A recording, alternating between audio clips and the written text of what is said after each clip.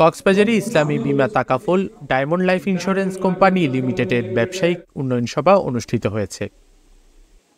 10 June সকাল 10টায় Cox's Bazar Burmese market Almas কমপ্লেক্সের দ্বিতীয় তলায় ডায়মন্ড লাইফ ইন্স্যুরেন্সের কক্সবাজার সার্ভিস সেন্টারে এই সভা অনুষ্ঠিত হয়।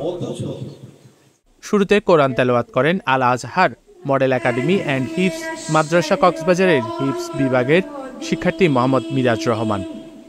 অনুষ্ঠানে প্রধান অতিথি ছিলেন ডায়মন্ড লাইফ ইন্স্যুরেন্স লিমিটেডের মুখ্য নির্বাহী কর্মকর্তা পিপলু বিশ্বাস। প্রধান আলোচক ছিলেন অ্যাডিশনাল এমডি ও কোম্পানি সচিব রফিকুজ্জামান রিপু।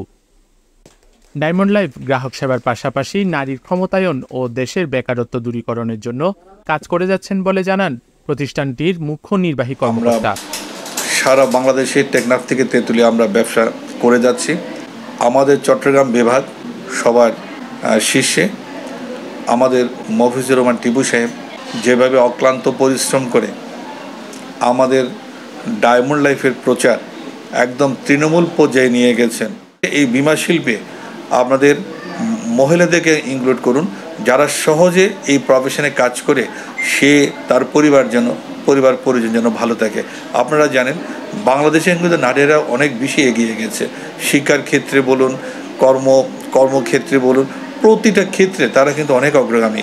অনুষ্ঠানে বিশেষ অতিথি ছিলেন diamond life insurance limited consultant MA. Hasan Nurullah, কক্সবাজারের assistant managing director Arpana Sharma, assistant managing director Taslima Akter, Al Azhar model academy and হিফস মাদ্রাসা কক্সবাজারের প্রতিষ্ঠাতা পরিচালক হাফেজ শাহ আলম সহ অনেকেই।